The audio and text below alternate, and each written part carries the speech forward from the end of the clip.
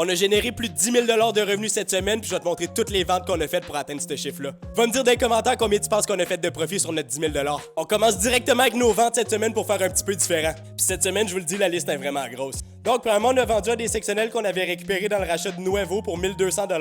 Après ça, on a vendu le sectionnel en cuir gris qu'on avait récupéré dans l'épisode 15 de la série. On l'a vendu pour 1600 $ cette semaine. On a aussi vendu une causeuse quasi qu'on avait en inventaire depuis longtemps. Elle était flambant neuve, mais elle traînait en inventaire en arrière. On l'a vendu pour 600 $ cette semaine, puis elle nous avait coûté 200 $ dans le temps. On a aussi vendu deux de nos beaux sectionnels de marque Maison cette semaine, un de couleur beige puis un de couleur gris avec un pouf. Le beige, on l'a vendu pour 1700 $, puis le gris, on l'a vendu pour 1900 $. On a aussi vendu un beau sectionnel en tissu gris qu'on avait en inventaire, on l'a vendu pour 700 $ cette semaine. On a aussi vendu un beau sectionnel en cuir noir qu'on avait récupéré dans la série il y a quand même assez longtemps, on l'a vendu pour 480 $ cette semaine. On a aussi vendu une belle table en acacia qu'on avait récupérée dans l'inventaire de Oiseau il y a longtemps dans la série aussi. On l'a vendu pour 795 $ cette semaine. On a aussi vendu un total de 12 chaises de cuisine cette semaine pour un total de 1050 $.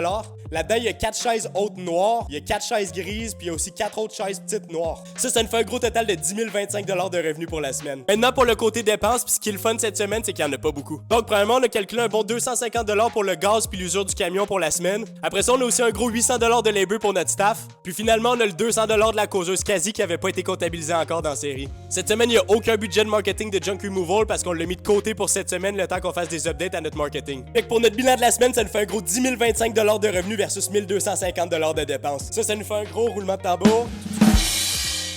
8 775 $ de profit pour la semaine. Fait que maintenant, quand on regarde depuis le début de la série, on est rendu à un gros 84 084 $ de revenus versus 59 688 $ de dépenses. Dans nos dépenses, ça inclut aussi nos actifs qui sont évalués à 24 640 $ en ce moment. Fait que ça veut aussi dire que nos dépenses véritables sont seulement à 35 047 $ actuellement. Donc, depuis le début de la série, notre profit véritable est rendu à 49 036 $ au total. Maintenant, va me dire dans les commentaires si tu penses qu'on va atteindre le 100 000 avant la fin du mois. Il nous reste 12 jours au total pour se rendre là. Aussi, je t'invite à liker et share si tu penses qu'on va se rendre à notre million de dollars. Fait que c'est déjà tout pour notre épisode de cette semaine. On va se voir la semaine prochaine pour le prochain épisode. À bientôt!